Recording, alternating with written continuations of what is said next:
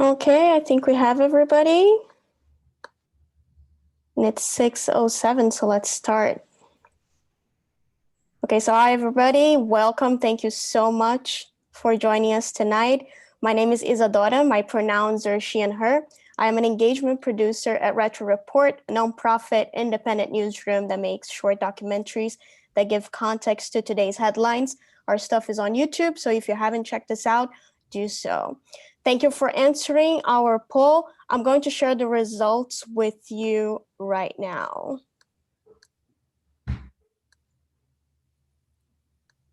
Okay, cool. So we have mostly journalists and few students, a lot of freelancers, which is great. Our goal tonight is to come up with a set of best practices that journalists can follow when they cover domestic violence. So it's good to have you here tonight. We're doing this for you. And most people don't know much about domestic violence or covering the topic or know a little bit, which is fine. It's helpful for Scott to know as well. He will be your moderator. He will be asking the questions to our guests. Just so you know, I'm taking just a supporting role here tonight. I'll be looking over the chat, dropping some links that are helpful, some articles that they mentioned. I have them here all ready to go. And I'll be helping you as well. I'll be available if you have any problems with your settings. Just hit me up and I will help you go through those. So just like to give you an overview of the agenda. At 7 p.m. we'll open for questions. So if you look at the bottom of your screen, you're gonna see a button. It's the Q&A box. So that's where you should share your questions. Scott will go through them as they come. But if you want to post your question before it's the Q&A time, that's totally fine. Just so you know, if we don't have time to go through all your questions, don't worry. I will make sure you get your answers and I'll be following up in the next couple of weeks with them. And very important, at the end, I will post a survey here and I will ask you to take that. It's very important for us to know what you guys thought of this panel, the valuable lessons that you learned and that you will share with people going forward. And in this way, we can do a better job next time. Okay, so, without further ado, I would like to pass it on to Scott. You won't be seeing me. As soon as I turn off my camera, I'm not gonna be on your screen anymore, but I'll be in the chat, so you know where to find me. And enjoy, everybody. All right, thanks, Isadora. As Isadora mentioned, my name's Scott Michels. I'm a producer at Retro Report. I'm going to moderate the panel. We're so very lucky to have a very accomplished panel joining us to talk about how to cover domestic violence. Just to give you a bit of background, we thought we would organize this after we made a short documentary for The New Yorker about the history of domestic violence and specifically about women who kill their abusive partners in self-defense. And I think we came away from that project feeling like this is a topic that's still misunderstood and that there's still a lot of misconceptions and stereotypes that you see in the media coverage of domestic violence. And of course, now during the pandemic and with the lockdowns, there's an increasing concern about rising case numbers. So I hope this will be a productive conversation. As Isadora mentioned, please definitely post your questions, and we want to make sure that we're answering the topics that you're interested in. So I'm just going to introduce our panel. If you would, after I introduce you, just say hello, tell us where you're from, how long you've been writing about the subject, and your preferred pronouns. So Melissa Jeltsen is a senior reporter at HuffPost. She covers domestic violence, reproductive rights, and other issues related to women's safety. She's written a number of award-winning stories about violence against women, including one about the prevalence of domestic violence in law enforcement. And she's also one of the few national journalists who cover domestic violence as its own beat. So thank you, Melissa. Thanks for the introduction. Hi, everyone. I'm Melissa. My pronouns are she and her, and I am in New York, and I look forward to talking to you guys tonight. Great, thanks. Ashley Southall covers crime and policing for the New York Times. She recently became the police bureau chief on the Metro desk there. Thank you, Ashley. Thanks for the intro, Scott. Like Melissa, I'm also in New York, and I'm looking forward to tonight's panel. Thanks. Rossalyn Warren is the Digital Outreach Director for the Global Investigative Journalism Network. She's based in London. She was formerly a senior reporter with BuzzFeed News, and she also contributes to The Guardian, CNN, the BBC, and a lot of other places. She's written quite a bit about domestic violence and was also an advisor on creating media guidelines in the UK. Hi, everyone. As Scott mentions, yes, I'm based here in London, a little later here, and pronouns are she and her, and I look forward. Thank you, Rosalind. I'm having a little bit of trouble hearing you. Maybe it's just me, but it seems you're cutting out a bit. So move on. Andrea González-Ramírez, she's a staff writer at Gen, which is Medium's magazine about politics and culture. She was also recently an I.W. Wells Fellow at Type Investigations, where she reported a very extensive and in-depth investigative project on domestic violence in Puerto Rico. So welcome, Andrea. Hi, everyone. Yeah, my pronouns are she and her, and I'm based also in New York. Thank you guys so much for having me tonight. Thank you. And so our only non-journalist on the panel is Kelli Owens. She's the executive director of the New York State Office for the Prevention of Domestic Violence. Among other things, they advise the governor and the legislature on domestic violence policy. So thank you, Kelli.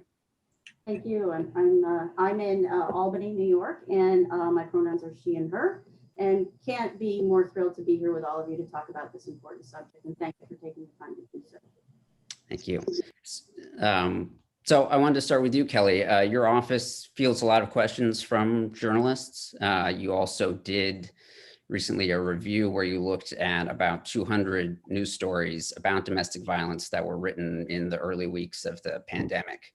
One of the things that stood out to me was that you found that only about 10% of those stories included what you call the root cause of domestic violence. So just to get us started, could you tell us, like, what kind of context do you feel like tends to be missing from the news coverage of this subject? Sure. So I think, first of all, I want to thank everybody who covers it at all, and really takes the time to look at it. During the pandemic, we had a lot of inquiries come in really, really quick, because I think everybody caught on really quick that this was going to be an issue. And I think that one of the things that we found as we answered questions was that everybody wanted to talk about the crime statistics and not the underlying issue of power and control that leads to potentially that crime, but not every domestic violence incident ends up in a crime. So I think that for us, one of the things that we're hoping that comes out of COVID is a deeper understanding of the different levels of domestic violence, not in regards to severity, but the different tactics and the different levels of and dynamic around that. Sure. So and then could you, since you mentioned power and control, for if there are people on here who aren't familiar with that term, could you just explain what that is? So it's simply what it is. Somebody asserts their power and control over an intimate partner, somebody that they're in a loving relationship with. And that could mean anywhere from financial control, meaning they take your money and they tell you what you can and can't do with it. It could mean isolation, isolating you from all of your support system. It could mean physical abuse. It could be emotional abuse. It could mean spiritual abuse. So there's so many different levels of it. And those are all tactics that assert power and control over another human being. Great. So Rosalind, I mean, speaking of the media coverage, you've been quite critical in the past of how the press in the UK covers domestic violence, specifically thinking about domestic violence homicides. Could you just explain what led you to write those series of articles a couple of years ago and what you were seeing? Sure. Sorry if my internet is a little bit dodgy, so I'll try and speak slowly. It was in 2015 where there was a case of a man who murdered his wife and daughter in the middle of a sort of quiet town, suburbs in the UK.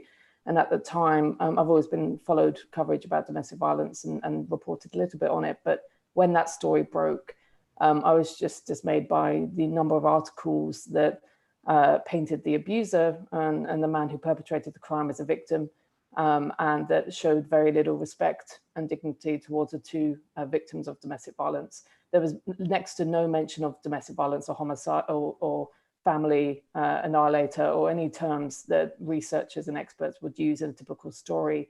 It was all, it was all the articles around this horrific case were framed as if they had brought the killings upon themselves. And so I wrote a piece at the time sort of analysing media coverage for BuzzFeed, and a piece that sort of looked at the overview and some of the language used and why, why it was harmful to survivors of domestic violence. And then I got a message from one of the surviving sons of the family, who messaged me on Facebook saying I was the only one in the UK at the time that had written a piece that wasn't harmful or upsetting, basically, because that is the state of, I mean, I know the US has a number of issues and coverage as well, but in the UK, it's certainly quite a big issue, this broader issue of how we sensitively and fairly depict domestic violence. And so the guidelines came about a few years later after that story, and after I did a report with the two sons for The Guardian. And essentially it was a feminist group called Level Up Here who put together these guidelines, asking researchers, experts and reporters about the best ways to and the most suitable ways to cover domestic violence. And they then implemented that or continued to do trainings in newsrooms around these guidelines. I wouldn't say they're necessarily always followed. There's still a bit of a fight here in the UK to make sure that this coverage is fair, but it was a stepping stone and it was certainly welcomed by a lot of reporters. So that was a process behind it, and it's been effective so far, and it's useful, especially on social media, to be able to send that then to reporters to say, please refer to this in the future when you're talking about and how you report about domestic violence. Great, thank you. I mean, one of the things you mentioned is, I'm sorry, I have a visitor. Okay, go on. Sorry, everybody. One of the things that you mentioned in that piece was that the coverage talked about how the murderer or the killer snapped, quote unquote. I mean, what's wrong with that type of description? I'm sure the panelists will be able to speak to this as well. This is very much the idea that the domestic violence incident and the subsequent murders was a sudden turn of events rather than an ongoing system, an ongoing issue of domestic violence that has existed for a long time. The idea feeds into that narrative that there was a sudden snapping moment, that he just lost control, and all these terms and all these phrases then put the onus on the victims by suggesting that they were the ones that provoked the abuser. So yeah, I don't know if any of the other panelists want to sort of add to that. I can jump in on that. I mean, one of my biggest pet peeves that I've seen over the years covering this issue, and yeah, so I didn't mention before, I think I have been writing about domestic violence for about 7 years, but oftentimes whatever the perpetrator or the person who's arrested for the crime says to police or to prosecutors gets repeated in news stories. So they might say, oh, I did it because they burnt my toast. And that ends up being a headline because it's really clicky and kind of outrageous, like man kills wife and child because they were too loud while he was on a Zoom call or something like that. So like repeating those claims, which there's no evidence it's based in truth to begin with, and they kind of take away from what could have been a real pattern of abuse and violence in the home. That's then just an excuse made really by the perpetrator at the time of arrest. So I'm always cautious when I'm seeing cases like that to really say, well, look, it's not because of any one thing that the victim did. It was because there was violence in this household. And the other thing I would say about Roz's work and looking at, whether articles are actually using the terminology of domestic violence, I think a lot of reporters who don't cover this frequently may not have considered that if there is a homicide where someone kills their partner, that's considered a domestic violence homicide. It doesn't matter whether you have time to track down if there's a previous history of abuse in the relationship. Just the act of killing your partner killing your husband or killing your wife is an act of domestic violence. So making sure to include that terminology in the article really helps define what it is, and not just, oh, a man snapped and did this thing. And I know for me, I have Google alerts set up for domestic violence, domestic abuse, but those, I'm trying to capture all the local news stories just to get a sense of what's going on all the time. But those stories don't pick up like the vast majority of local news reporting on domestic violence homicides, because those terms aren't used. So I use terms like woman shot, woman stabbed, woman strangled, and stuff like that to make sure that I can get all those other stories, because the terminology is really not used in those stories very often. Thank you. Anyone else on the panel want to chime in? Yeah, I would like to add that at least in Spanish coverage, this is something that happened a lot while I was doing my research for my Puerto Rico investigation. The syntax of the headline would be woman is killed by a man instead of man kills woman. And those are little like signals that are sent to the public that she brought it on herself, right? Like it takes the onus away from the abuser. It puts it on her as a victim, or him, because men are also victims of intimate partner violence. So that type of language, it's important to remind people who are reporting, just like be very careful of checking against those biases. Like, it's the way that you're portraying this case, because obviously the murder is like the worst part of, like, you know, the culmination of it. Like, are you portraying it in a way that, you know, does not absolve the abuser from responsibility and instead puts it on the victim? Thank you. Kelly, you look like you were going to say something.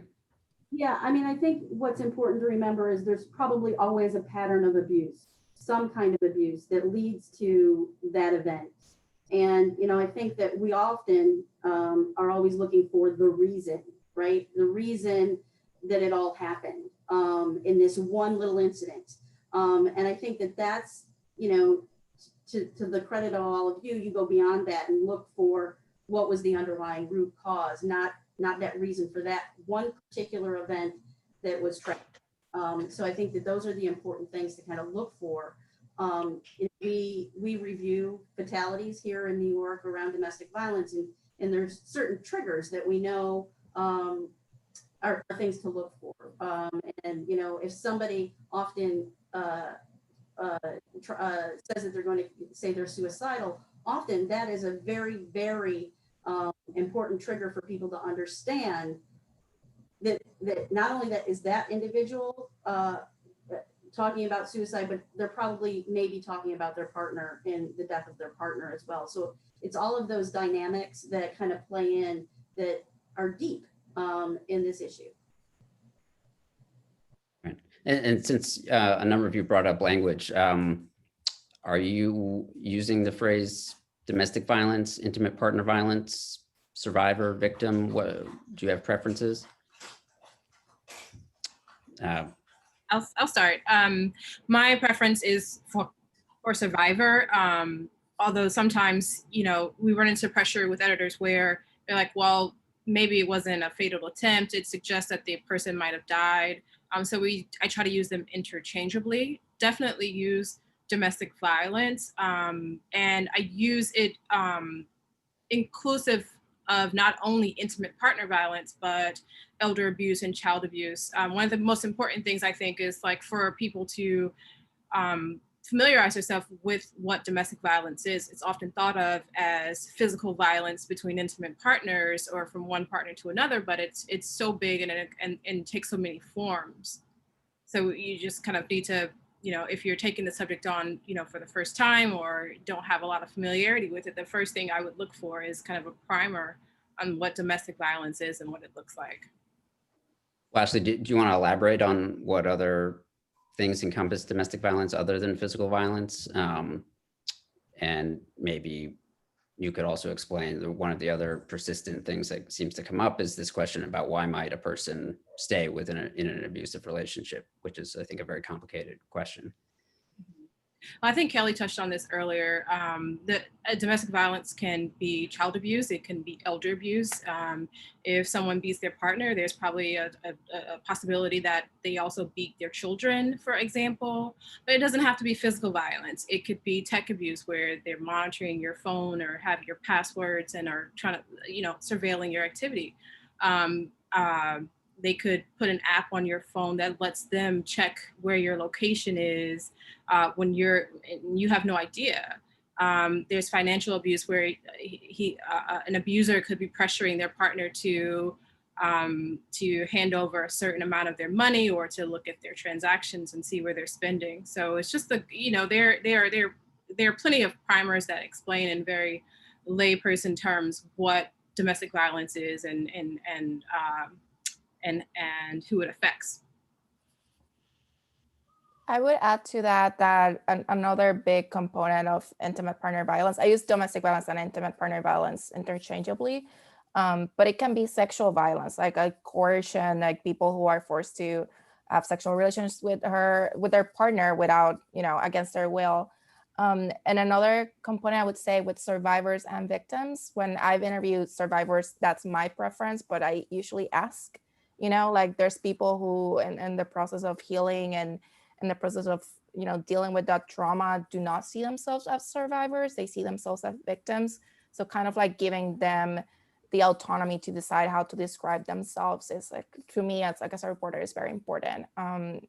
So yeah, definitely the terminology is kind of complicated, but I saw in the chat that Rachel Lewis Snyder said, oh, she doesn't like the term domestic dispute. Absolutely, that's one that we should definitely erase from our vocabulary, even though that's something that police sometimes uses when describing an incident to you. There's like, oh, it was a domestic dispute, when actually it was like intimate partner violence that took place.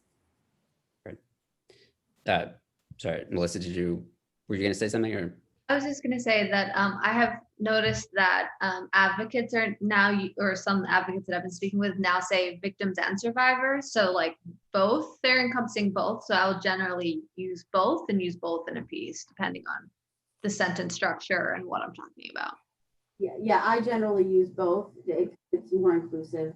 I would say just a bit of a clarification. I think sometimes when we think about domestic violence, and I look at it, I come from the women's rights movement, and really the basis in gender in this work is something we can't divorce either. We have to acknowledge that it goes across genders and across socioeconomic and all, geography, all of these things. But there is a root in gender in this, in what's happening. And I think we have to acknowledge that, at the same time understanding it cuts across. And I think that's an important distinction to make when we're talking about domestic violence and intimate partner violence. The underpinning of so much of what's going on in society, right, is the underpinning of the effects of domestic violence in the criminal justice system, in the juvenile justice system, and all of those things that happen when you're a child that you witness, that play out. But I think, for me, and it may be just me, I get it, but there is a root in gender-based violence here. I want to piggyback on what Kelly said, but also address the latter part of the question. Kelly's exactly right. Gender is a big issue, and bringing that into the second question, which was why sometimes people stay, I think of transgender victims, because a lot of the times transgender people generally have a hard time being who they are in public settings. So it affects job opportunities, it affects where they can live. In New York, we have a pretty robust shelter system, but the number of beds available for single adults is pretty small. And so you have, and transgender victims are almost always single adults. And so they might be staying with an abuser because that's the only housing they can afford or have access to. There are all kinds of reasons that are specific to race, gender. You have to look at all the factors that you see intersecting and figure out where they lead to. Mm-hmm. And just to add to these points being made, and the idea that the huge misconception across a lot of media coverage is, like you say, that idea of why didn't they just leave? You know, and I think a huge, at least in my experience, proportion of the public don't understand that that is when the victim and survivor of domestic violence is at most at risk, is when they do try and leave. And that's something when, you know, it just goes to show how much language and presentation and the ways in which we talk about this issue are so important in media coverage, because a lot of people just see it black and white and think, why didn't they just go? And it's obviously such a more complicated picture than that. It also takes victims in average to leave the relationship. It's like 7 times. So it's not that they're not thinking about this. It's not that they're not making these plans. It's that it's often really hard. Like if your finances are controlled, if you've been isolated from your support system, if your abuser is very visible in your community, and you know, people think of them as like a good person, right? Like who is gonna believe you, especially also if you've gone to the police before and they haven't really believed you or treated you with decency and the respect that you deserve as a survivor, as a victim. Like you're more likely to just stay because that's a way of surviving. I think the stat is something like the risk of lethality shoots up like crazy right when you leave, and it takes about 3 months before it sort of stabilizes and you're less likely to be murdered by your partner who is abusive. So yeah, there's so many reasons why people stay in these relationships, and that doesn't take away from the fact that, you know, they are still victims. You know, the question that no one ever asks, and that I am always curious about is, why didn't the abuser leave? If he's so miserable with her, or if he doesn't love her, or, you know, assuming heterosexuality, I mean, it could take all kinds of relationship forms, but if one person's not happy with the other, why are you staying with them and beating them or taking their money instead of just going and doing your own thing? And I find that reveals a lot about about an abuser's personality, the kind of abuser he is, or the kind of abuser she is. This comes up in rape a lot. You know, we have a lot of studies about victims and not about the kinds of people who are actually committing rape. And that's one of the areas where I think is pretty ripe for exploration, the kind why certain people tend to be abusers. Melissa, I mean, you've written about these kinds of abuser programs. Is there anything that you want to say about them and whether or not they are particularly effective? Like better intervention program? Yeah. I think that it's very hard to say. I have spoken to a lot of people who work in better intervention programs, and I, you know, respect the work that they're doing. And I think that, you know, there's no way of ending this kind of violence without addressing people who are committing abusive behavior. It's just, you can't divorce the two. But I don't think that we have, you know, right now, the way that it's often done is through the criminal justice system. So people are mandated to do these programs. They're not interested in doing them. And it's, you know, people are able to like charm and bullshit their way through it. And then, you know, what's actually going to cause real change.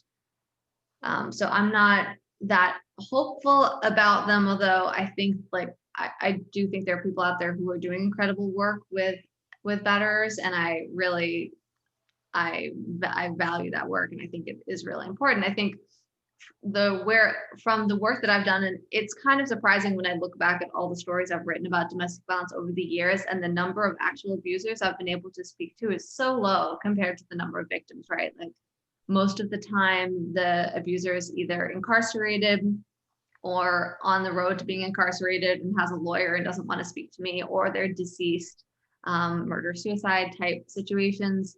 And so it's hard to get that perspective. And also there's the risk of engaging with someone like that, who is often can be quite manipulative and knows how to use things to their advantage. So using the media as well, you have to sort of be aware of whether you're amplifying something that could be harmful. But I would absolutely love to spend more time speaking with abusers to understand where I think, you know, a lot of people who work in this field and write about this issue may have different ideas about why people become abusive. I'm definitely in the train of like, early childhood trauma. It has a huge impact on people's learned behavior. And that kind of stuff is really hard to undo, but it can be worked on. I wrote about this camp in California, Camp Hope. I think it's the only camp in the US for kids specifically who've grown up being exposed to domestic violence. And it's really intended as like an intervention. It's like to support these kids who have witnessed horrific things. Sorry, there's a loud airplane. But also to potentially intervene and make sure they're not replicating the behaviors that they saw in their home. And I think stuff like that is very important. Great, thank you. So since this is primarily for journalists, I want to make sure that we talk a little bit about reporting techniques.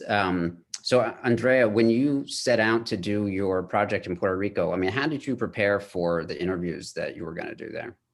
Yeah, well, Melissa was a great help. I talked with her a couple of times prior to doing some of the interviews. I think I came to interviews for context, I spent a year looking at domestic violence in Puerto Rico and how the government handles these cases. The main character, to put it that way, in the story is the family of this 38-year-old woman who was killed by her ex-husband in front of her kids in May of 2018.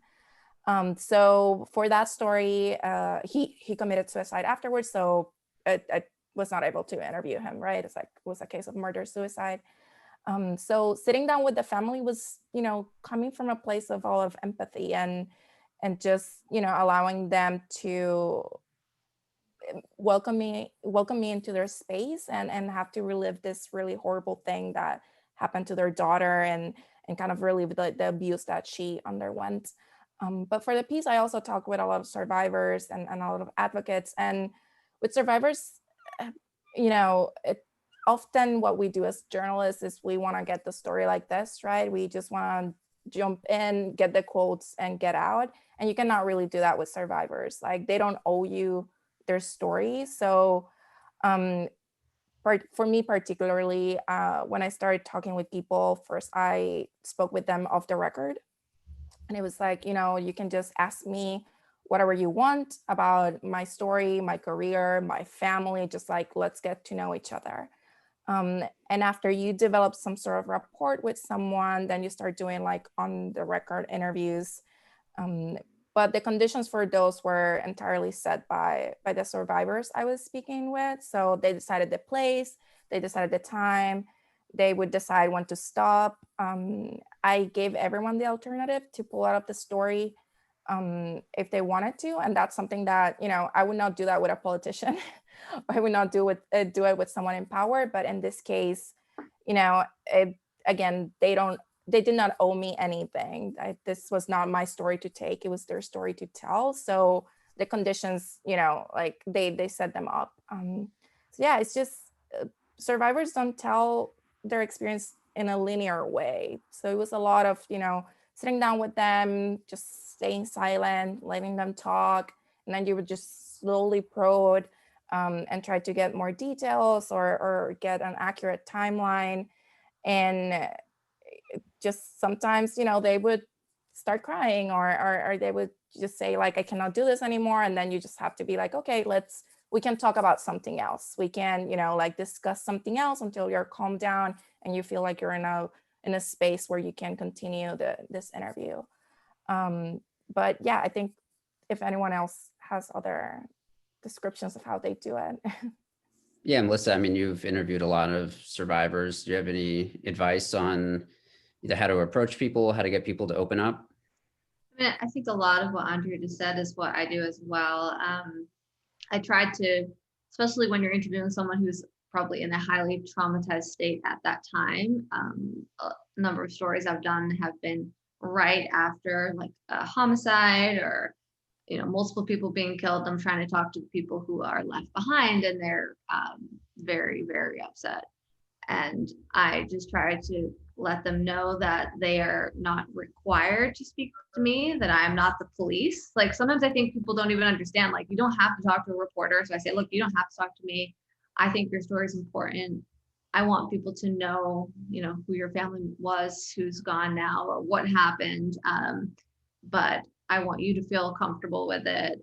And then in terms of like getting all the chronological stuff, I feel like that's really challenging, and it can help to have either if they're working with an attorney or they're working with an advocate or even a close friend who can like compile like court documents for you or like go through the timeline with you so that you don't have to keep going back and be like, so, but actually, was it 7 o'clock or 8 o'clock?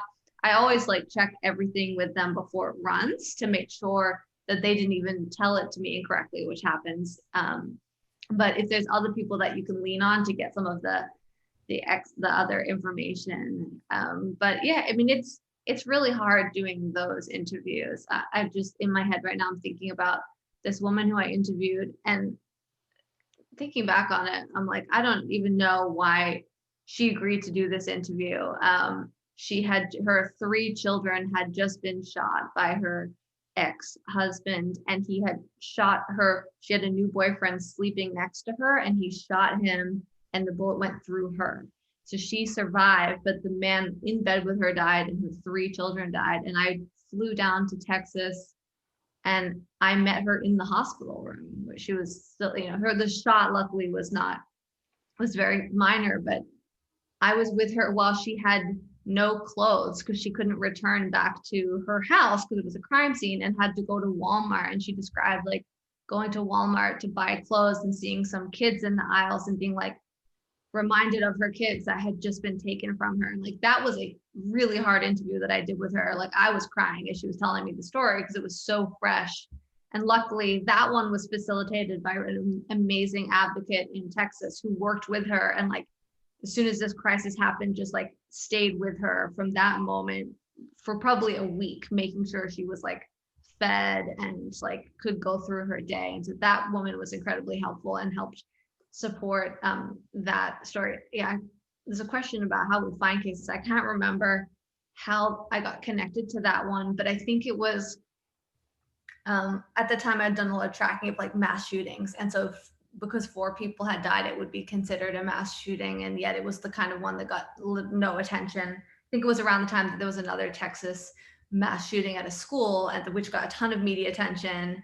But this one, which we know that the majority of mass shootings in the US, if we are counting them as 4 being killed and above, involve an intimate partner or a domestic violence situation. So that's why I went and did that one, but it was really, really sad. I wanted to add something about speaking with survivors specifically. A lot of people don't understand how reporting works. And something that, I tried to do with everyone was to really explain everything, right? Like, this is what it means to speak with me on the record, on background, off the record. This is why I need documentation. It's not that I don't believe you, it's that, we need that to support the story. Something that happened in my piece is that the survivor that's featured in it, she wanted to speak on the record, her name, everything, but she lives in the same town as her abuser. Her court case fell through, so we did not have any type of court documentation that could support the fact that, I don't know, he was convicted or something. So the option was having to go to him if we were gonna name him in the piece. And, I remember telling her this, like, you understand how this would work. And her face changed. And she was clearly very scared, but she said, let's go ahead anyway. And then I had conversations with my editor, and I was like, I don't feel comfortable putting her in this position because we're not just talking about, we're naming this person might dispute what she says. We're talking about her physical safety because they live in the same space, they move in the same circles. This was a decision that for me, it was like, her physical safety triumphs over the story. And that's something that you have to remind people who speak with you all the time, like what's really at stake and what are all the steps, because people don't really know how journalism works or what's required of them for this type of stories. I agree, Andrea. I'm sorry. Go. Andrea on explaining to people what exactly it is you're doing. I mean, I can't tell you how many times people ask at the at the end of an interview, after I've said, you know, that I'm a reporter at the beginning, like, okay, so who are you with now? What are you doing? And, and, you know, why you need, and so I think it's important to explain not all the things that Andrea mentioned, but also, you know, why you're asking certain questions, and what, you know, the answer means. And also sometimes victims have risks that you may not know of, that they might be able to articulate to you, and so you can kind of develop an approach to that information with them. One of the things that I don't write about domestic violence in depth on a regular basis, but when I do, I think you know, it's important. I find that victims feel more comfortable with an advocate on the phone who doesn't necessarily do their interview for them, but listens and just kind of explains to them, and, you know, some things that I might not even know. Unfortunately, you know, I'm in a place like New York where there are dozens, if not hundreds, of organizations that work with domestic violence victims and survivors, but, you know, in a place that's maybe rural or not as deeply resourced, that might be a pretty difficult challenge. Rosalind, were you going to say something? Yeah, just to add, I know there's a lot of freelancers in the group as well, and just thinking about the flip side of, I totally agree with all the points made about the ways in which you speak to a survivor and the sensitive way you handle it. But from a freelance perspective as well, is to make sure that if you're finding these stories, to find editors that you trust to sort of spend time and really delicately handle the piece. And that may be sometimes a bit of a challenge when we're looking at newsrooms and cuts and things, and you're trying to find a place for it. But it is really important. Also, additionally, on top of that, is to look after yourself, because if you are a freelancer and you don't have necessarily the resources and the backing of a newsroom to really invest in a piece, it can be quite a challenge. And so you know, just to bear that in mind, in the back of your mind when you're approaching these kinds of stories. But on the flip side, another thing to add to that is, in terms of finding these stories, I guess, as a point made earlier, I think building a rapport with charities, particularly really localized charities, is always a great step, and women's refuges, and they have a frontline view, and campaigners have a frontline view, and I think it's really worthwhile spending time to invest in those relationships if this is something you really want to focus on. But in addition to that, I've actually had quite good success in getting in touch with survivors long after a story or an incident has happened, and revisiting incidences and cases and building that bigger picture and a bigger reflection piece later on. So don't think necessarily, of course, there are breaking news stories, but there are times when you can go back and revisit things that may have had a flashpoint in the news, but you can go and do that deep dive later when everyone else has moved on, as it were. So there's always a number of angles and ways in which you can approach that. Yeah, I wanted to add quickly about finding cases. For my story, that's what I did. I looked at one of those flashpoint breaking news stories that had happened in 2018. And because the family had done some media before locally, it was a little bit more easy to make the case to them that I wanted them to be part of the story and tell the story of this, of Zuliani, that was her name, because she was this full person, right? She was much more than what happened to her. One thing that happened is that they were kind of burned by journalists because they had previously spoken to the media. Sometimes, like if another woman got killed, they would call the mom of Zuliani and be like, hey, do you have comment about this? And she was very frustrated that things were not changing. So when I was making the case about my investigation, I was like, the purpose of this is just to, you know, show the scope of the problem. And for survivors, I found them through social media. I put a ton of calls on Twitter, on Facebook, and just, you know, got on the phone with people. And the fact that they had come to me and had said, hey, I want to tell you my story, to me, that was an indication that they would probably going to be cooperating with the process, because they were already taking that first step instead of me going after people and being like, hey, do you want to tell me your story? So just, you know, my 2 cents there. I also, I wanted to ask just about how you're going about the fact checking and reporting process, because a lot of times we're talking about things where there may not have been a lot of witnesses, there may not necessarily be court documents, though sometimes there are. How are you going about that without putting the victims and survivors at risk? Are you always contacting the alleged abusers? I'll leave it open to anybody who wants to to jump in.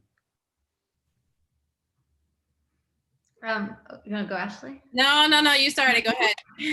I would say, like, I live by the rule that no one should ever see something in print about them and not have been asked for comment about it, right? You don't have something written about you that's accusing you of a horrible crime and no one's asked you if that's true or not. So I would always make sure to reach out for comment if I'm going to name an alleged abuser in a piece.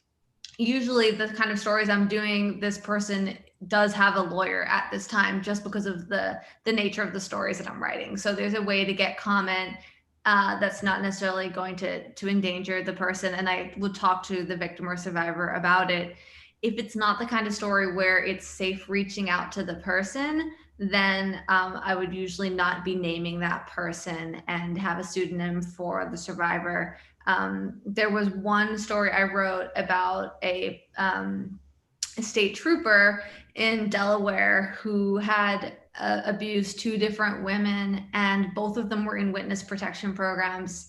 But I knew that I wanted to do like a really big investigative story about it with a lot of detail. And so even though they were doing everything they could to not be found by him, we were also still going to reach out to him, and we wanted to name him. And we did reach out to him with the allegations. And, you know, I think for me, it's a practice that I like to do. I want everyone to see, like, in quite detail exactly what is being said about them so that they can have a chance. And it's a way of protecting myself too, if there's any evidence to the contrary that can come up in the reporting process. But I understand that it can be difficult, and that's a conversation that, you know, we have with the people, the sources that we're interviewing, and say, look, this, you know, we need to ask these questions, and that's just, you know, a fair way of approaching these stories that are going to live on the internet forever, you know, and be Googleable forever. So. Yeah, in terms of documentation, anything can be documentation. I think that sometimes survivors that speak to you think it has to be a court document. It has to be the fact that their abuser got convicted, but you know, a text message that they sent to their friend, you know, conversations they had with someone confiding in them, like what was happening to them. You know, like in the case of the woman who was killed, Suleimani, like her mom, you know, they were very close. So she was able to recall in a lot of detail, like, oh, we spoke on this day and it was like this type of sunny day and this was happening in terms of like the news and whatnot. And you can kind of like verify a lot of those details. So the fact checking process is really hard. I'm not gonna lie, my story, it was very brutal, just because, you know, we're talking about a situation that not a lot of people were firsthand witnesses, right? But there are ways to kind of like get around that and get confirmation, you know, and it can be, as I said, like a text message, it can be a Facebook status, it can be pretty much a lot of things that help you kind of like reconstruct that timeline. And you ask your survivors and the family of people who've been killed, you know, who else knew about this, and start of like looking at secondary and tertiary sources as well to talk with them.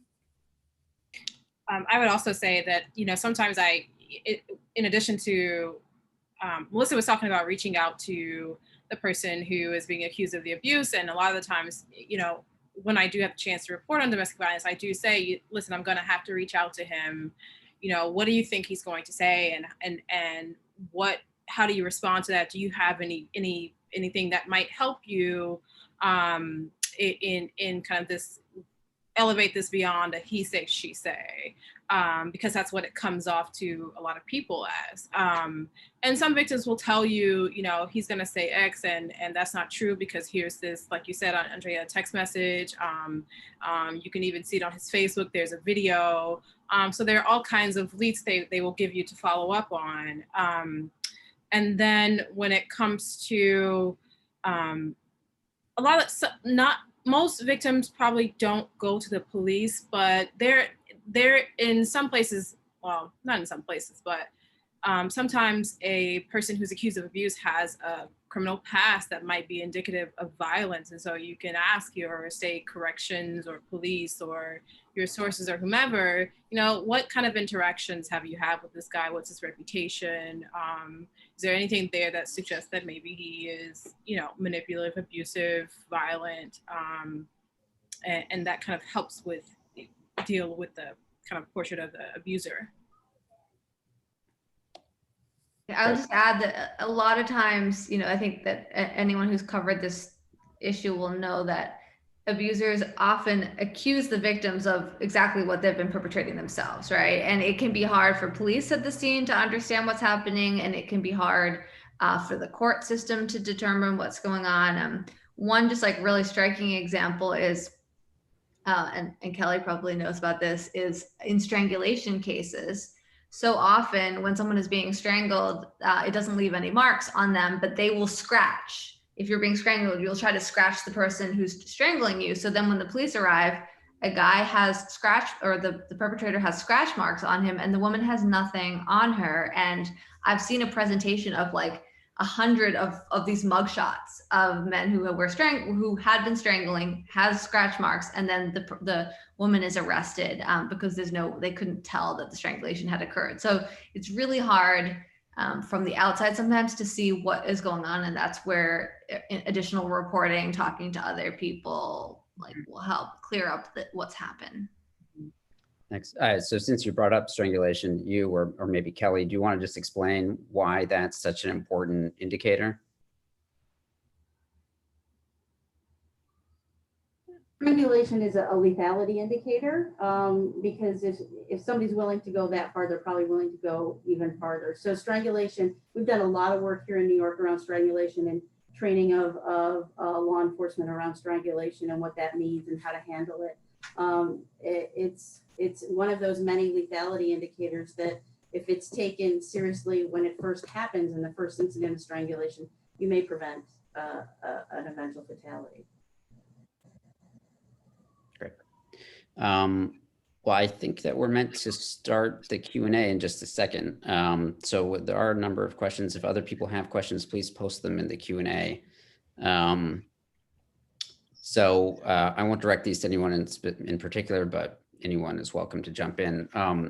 So one of them is, I'm a domestic violence survivor and a journalist. How do I approach a story, and should it be different from the journalist who's not a survivor?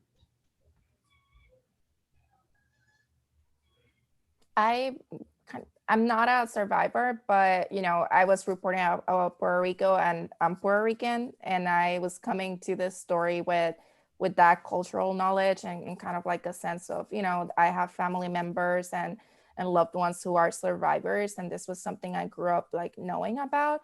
So I don't think the fact that you're a survivor will preclude you from being able to do this story. Just like, you know, if you were survivor of sexual violence, if you are queer, if you are a woman, like that doesn't, in my opinion, doesn't really preclude you from approaching this story. I would do say that take care of yourself, because and by that I mean like your own mental health, because I am not a survivor, and when I was speaking with a lot of people and reading these stories and these court documents, it really took a toll on me. So just be aware of the ways that this could be kind of triggering for you as well. But yeah, absolutely, if you're a survivor, you could do a story.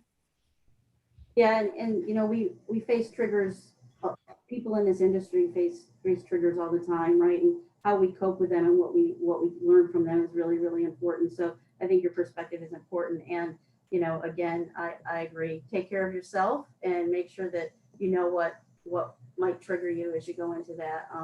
You know, many of us within the industry have triggers as well around this issue. I would say that your experience, I'm not a survivor of domestic violence either, but I would say that your experience, like any experience, is perspective. And so take your experience, break it all down for yourself, look at the things that you thought were important or that you remember or that you see that maybe the media or journalists get wrong all the time or don't ask, and use that to fuel your reporting, because that might, you might shift the paradigm in how domestic violence is covered. And I would also say, though, you know, empathy and for yourself, but also for the person that you are, for the person that you're, or the victim in the situation, and for yourself. If you start feeling emotional or crying while you're reporting someone else's story, I mean, that is you probably relating to it.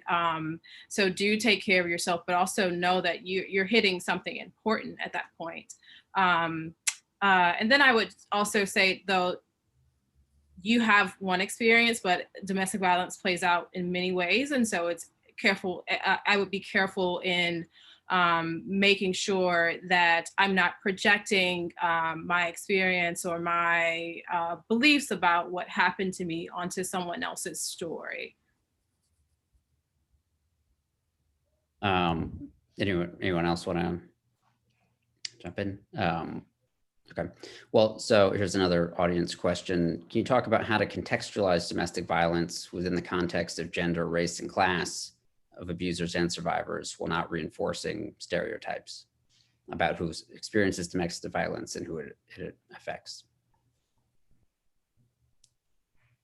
I think a point was raised earlier, thinking about the importance of obviously intersectionality when we're thinking about why certain demographics or groups wouldn't necessarily think to go to the police first if, you know, their community have faced brutality in the past from that force, or why a particular or, you know, a socioeconomic group would be less inclined to speak up about a particular thing. I think we're always bearing in mind all the different intersections that are, I think Ashley was speaking to this earlier, that could play out in this particular case that you're looking to report on and really trying to paint a picture of. So I would say, first of all, really trying to see the 360 picture in whatever case that you're looking to explore, but also thinking about a wider context about, we haven't talked much about this, but stats and data around domestic violence, I would say, is quite limited due to the nature of domestic violence. It is wildly underreported, especially, again, as we've talked about with certain communities or demographics.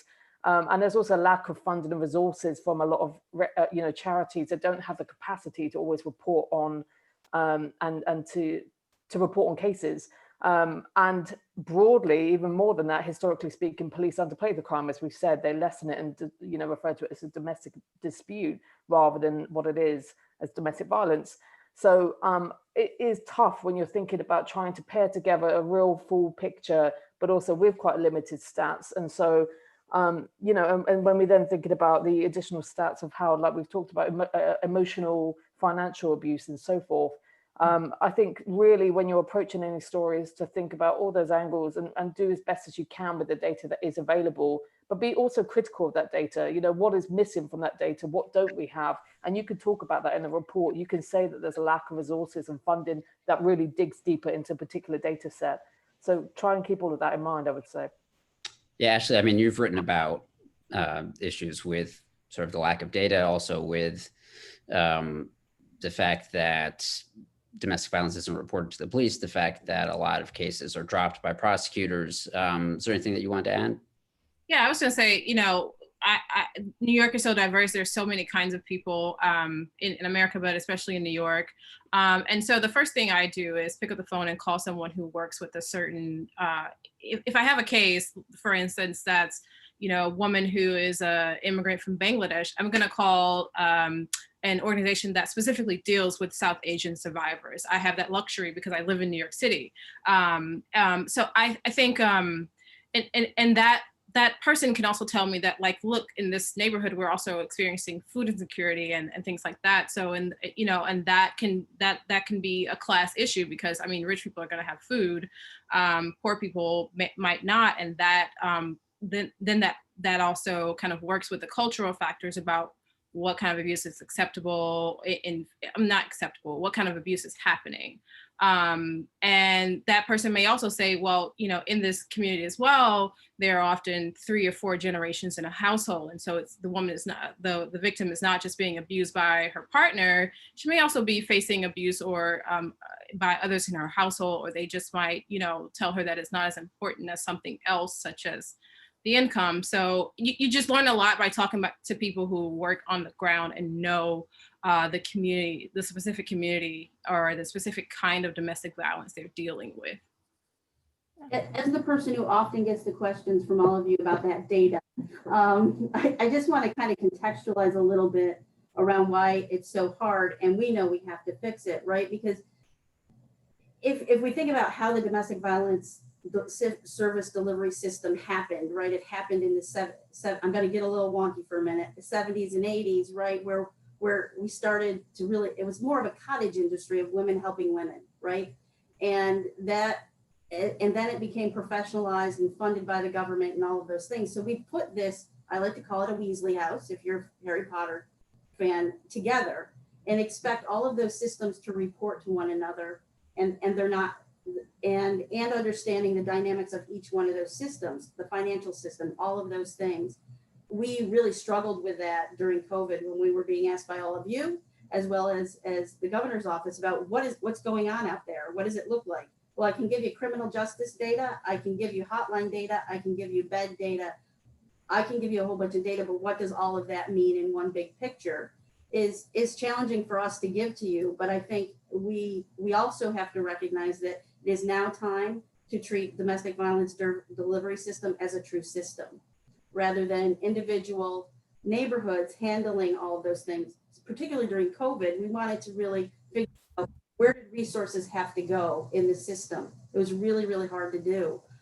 So I want to acknowledge the fact that the data is terrible and that we have to do something about it. But we try to give you as much of a picture as we can, and also knowing that it's the most underreported incidents and what rises to the level of a crime, and all of those things play into the data and the questions that you ask.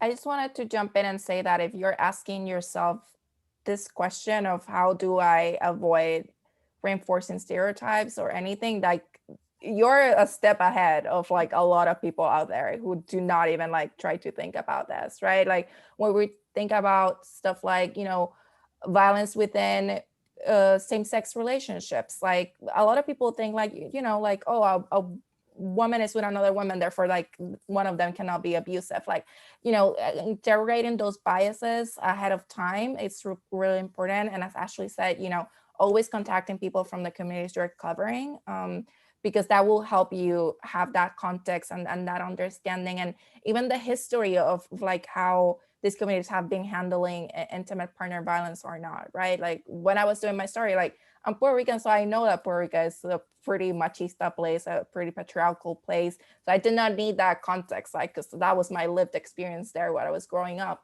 So I did not need to do that research, but always go to the people who are from those same communities just to get a sense of like, you know, how marriage is viewed, how, you know, leaving your husband is viewed, like how are the community like thoughts on divorce, on all of these things. So getting that context is super important. Okay. Anybody want to add anything else? Otherwise, all right, I'll go on to the next question, which is what advice would you give to a journalist who's going to cover a story of domestic violence for the first time? Melissa, do you want to? Sure. I think that I would do a little bit of reading about domestic violence, and I would make sure that you include context on wherever the story is occurring. So we know about 4 women a day are killed by their intimate partners. That's up from 3 a day, and the increase is quite recent, and it's firearm related. So I would want to include just information about the abuse, how often it's happening in the community, what we know about it, and then what else would I say? Maybe I think like the best thing that I have learned doing this work is that like the decisions that survivors and victims make don't always make sense from the outside, just looking in. And it took me a long time to learn this, that they're often operating from a place of keeping themselves safe and making the best decisions available to them. And so really approaching it from like they're an expert in their own situation and trying to understand why they made the choices that they did through that lens. And I think that will help. Yeah, I think that's it. I'm sure other people have better advice. I would approach it like I would approach any other story, right? Like, what do you want to know? Who do you need to talk to? Just talking with professors, experts, researchers who are gonna give you all that context. So when you get to the point where you're actually talking to the police, where you're actually talking with survivors, with advocates, you're a little bit more well-versed on how this situation works, how the cycle of abuse works, and you know, what is that context, right? So it's not that different. And I would emphasize that kind of preparing yourself emotionally and mentally for taking on this type of story is super important, because that we do experience secondhand trauma, you know, from reporting these stories and from talking with people who are sharing with you the worst possible time of their lives. So, you know, talking with your editor to make sure that they are kind of on board and they understand this issue as well, and that they're gonna, you know, portray the story and help you portray the story with the care it deserves is super important as well. Can I add one more thing? I just remembered. I think another key thing is that not all the players in the domestic violence world in a situation are going to have the same goals, right? So you might think like everyone is going to want this person to be arrested, tried, and convicted. And very often what the victim or survivor wants, maybe what the shelter wants, what the police want, or what the prosecutors want, those aren't always in alignment. And so I think when I first started, I was very much like, oh, well, the problem is that these crimes aren't being prosecuted and people aren't going to prison enough, and that will solve it. And then from talking to so many victims over time and understanding about the re-traumatization of the, you know, our carceral system, like maybe that's not also going to be the solution. And for lots of victims, it's not, you know, they don't want to be abused anymore, but they don't necessarily want to see their partner, especially if their partner is a person of color, locked up, traumatized, abused in prison.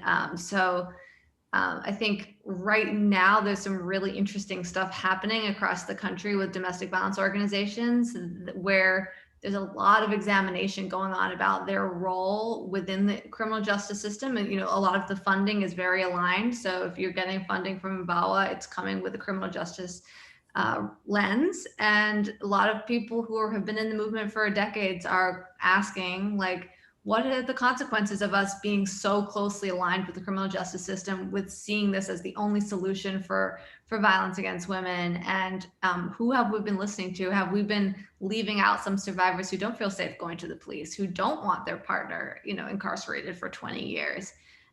So that's a place where I think is really interesting what's happening. And I just wrote a piece that I will just plug because I just thought it was really fascinating, but a small domestic violence program in Wisconsin put up Black Lives Matter posters, and they had an all-out revolt from the local police who will stop referring clients to the shelter. They lost $25,000 in funding from their county. And it really shows sort of in a microcosm what's happening across the country as DV organizations are, you know, speaking out about racism, systemic racism within their organization, with the impact of incarceration on Black and Brown people. And it's a fascinating place to sort of look at what's going on. Yeah, I think it's really important. I think you're absolutely right, Melissa. The whole DV community is rethinking how we deliver those services and who we've been traditionally delivering those services to, and how, and all of those things. I think this is an incredible time to really think about service delivery and the impacts. We're undertaking that work here in the state of New York as well. And I think, you know, it's things that happen like that you wrote about. You know, we got a bunch of questions into the office about your article. So I'm reading it. And what does that mean across the system? Because as all of you know, there are so many different opinions about this, but how do we move the system forward in today's world is going to be very interesting. I want to go back to the original question for a second, which was like for newcomers to covering this.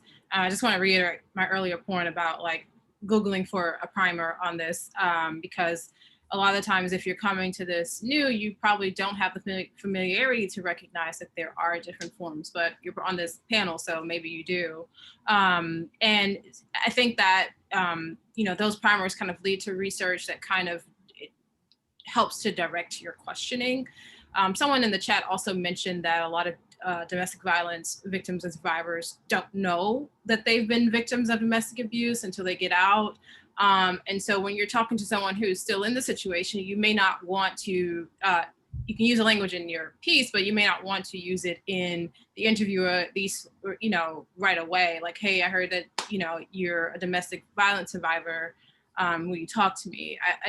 I would gently get to that point and you know, ask them if what they think about what they've been going through. Because I find that when you start with something that's domestic violence is something that people think of them being knocked out, but if he's, you know, using your logging into your accounts, using your card without your permission, those things that start off as or may appear as nuisances might be symbols of a bigger problem, and they may not yet realize that. No, just that. I think everyone's made some really excellent points about the sort of intricacies around covering this issue for the first time. Again, to go back to sort of the broad, I mentioned about freelancing earlier, and I know a number of freelancers, you know, you may face, taking a step back and thinking about, you may face editors who will ask, you know, what's new about this, and you're trying to pitch a piece, and they've, you know, they've heard it all before when it comes to domestic violence. Really thinking, and this is touched upon earlier, but thinking about the intersection of domestic violence with other issues. For example, as we mentioned earlier, technology, and thinking about surveillance, especially now, thinking about all the different publications and angles that you can really hone in on. That not only were you going to, all the approach and all the sensitivities around domestic violence coverage, you need to take with each story that you do, but you can adapt that for each angle that you go to. So whether that's technology, whether that's gun violence and domestic violence, whether that's, you know, here in Europe, it's, you know, Brexit and funding and the lack of funding. It's all those big news stories that you think, how am I going to break through into this news cycle? There are unfortunately always angles with domestic violence into all of these areas. So just something to think about when you're approaching it for the first time and you're trying to get a piece published. Great. Well, I think we'll have time probably for one or two more questions. So there's one, do you have advice about reporting on abuse of children in the context of domestic violence?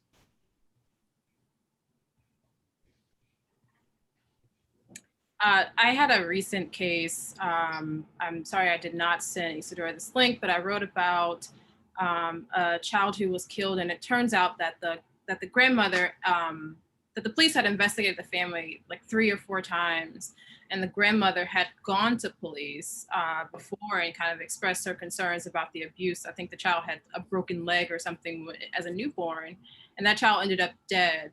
A lot of the times you, not ended up dead, that father later killed that child. A lot of the times,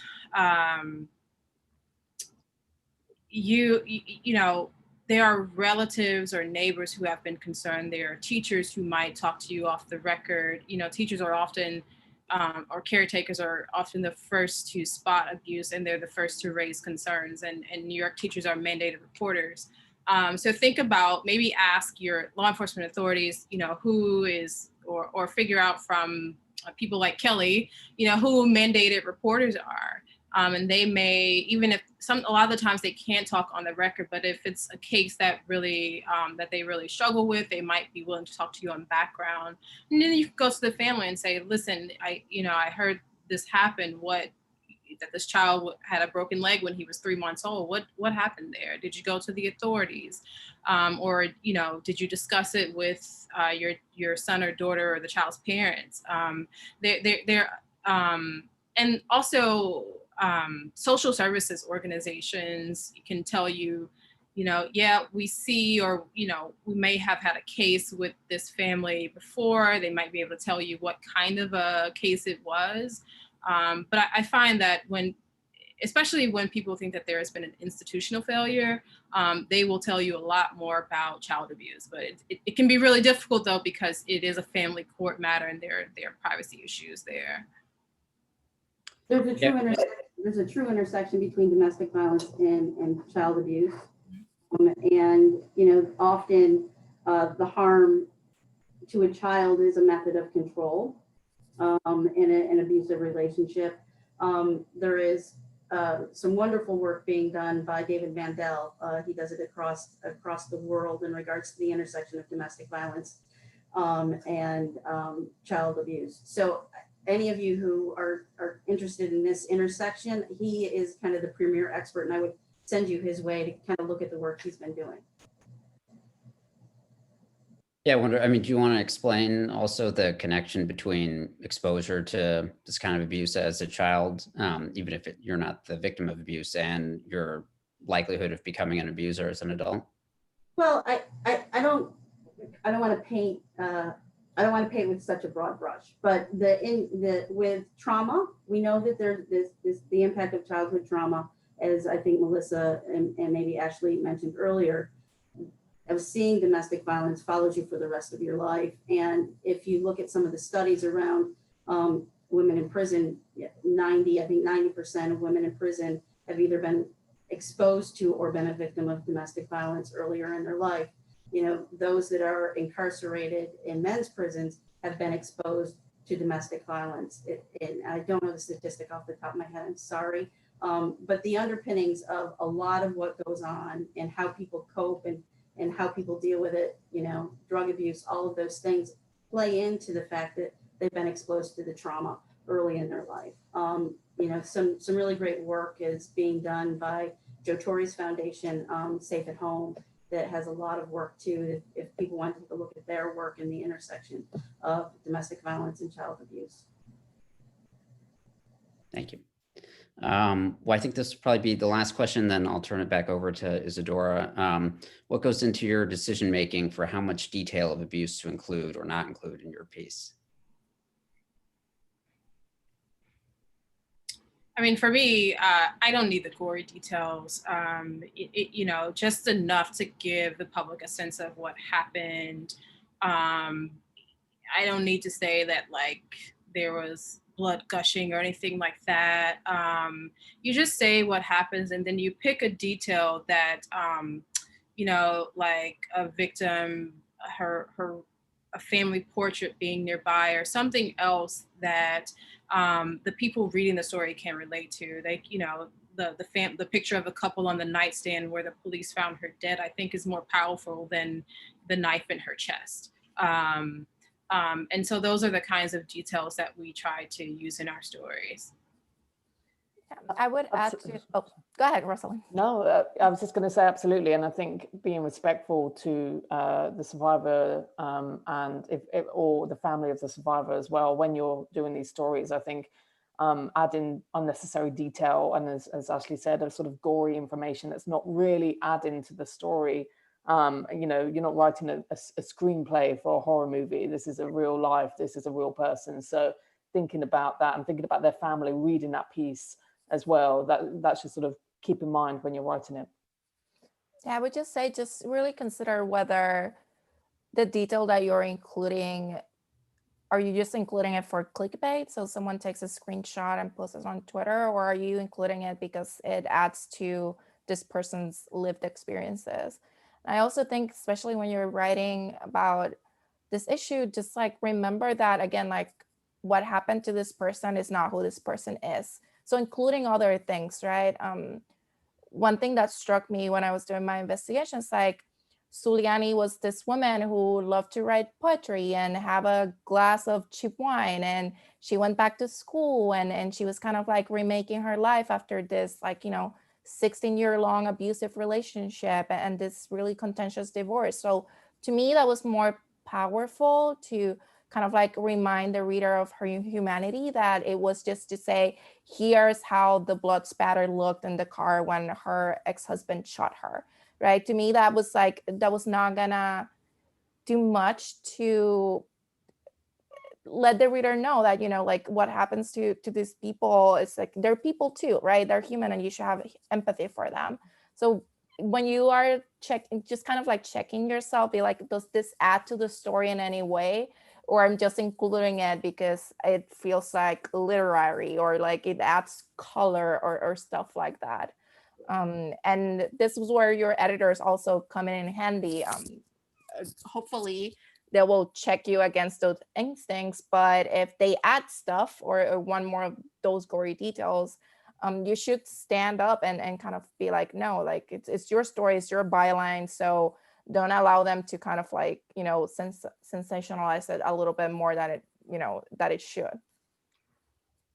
Yeah, I agree with everything that everyone else just said. I would add that I do tend to be a little bit more detailed and explicit when it comes to other forms of abuse that aren't physical, so not the gory stuff, just because people don't really understand it very well. So like being able to have an actual line about a way that financial abuse may have occurred in the relationship or psychological abuse can make it like actually register with people. And I have gotten emails like, oh, I didn't even realize what I was experiencing was this thing until I read this description of it in your story. So I think it can be kind of vague and hard for people to understand. So I do try to, you know, not just rely on like cliched language, like he was like you know, obviously threatening, but like, you know, domineering around the house, like just trying to be like, what does that actually look like in practice, so people can understand. Okay. Well, I think we're probably going to have to wrap up. So first of all, thank all of you so much for taking the time to do this. It was very helpful and very informative. There's obviously a lot more that probably we could have gotten into. But I guess if anybody has a very brief closing thought that they wanted to mention that they didn't get a chance to, you can go ahead and do that now. Otherwise, Isadora will take over. I just want to say thank you to all of you, and thank you to all the participants who are really interested in this subject. And please, you know, we'll talk on background, off the record, on the record, anytime you all need kind of the dynamics and what's going on. I from the bottom of my heart, thank all of you for the work you do for us. I would just add that this subject area is definitely not covered enough and covered well enough. So please, if you are interested in covering this issue, do pursue this reporting, because it's very much necessary to shaping public opinion and understanding about domestic violence. I would just add that, you know, the fact that you all are interested in this conversation is promising. It gives me hope, and to find a primer and know what domestic violence is before you cover it.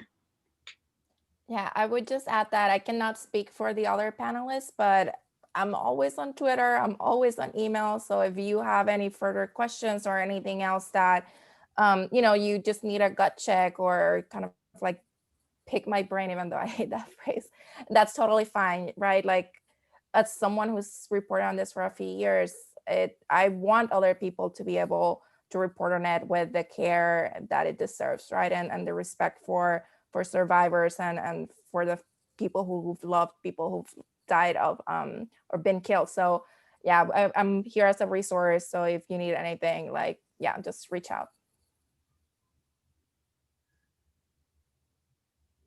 All right. Well, thank you all again. Yeah, thank you guys. This was stellar. I cannot imagine a more stellar panel. We even had Rachel Snyder in the chat chime in. That was unbelievable. I would like to remind you to please take the survey. It's going to help us learn what you learned from this panel as we come up with a set of best practices and tips that we're going to share with the industry. So this is like a collaborative work that we did tonight, and this continues. So I'm going to be reaching out to you with the link, but I posted in the chat, so if you can take that survey now. And also, I know that some questions, we didn't have time to go through all of the questions. I will make sure our panelists answer them, and I will send them to you in the following weeks. And that's it. Thank you so much all for coming. Thank you so much. Nice to see all of your faces and to talk. Take care, y'all. Bye.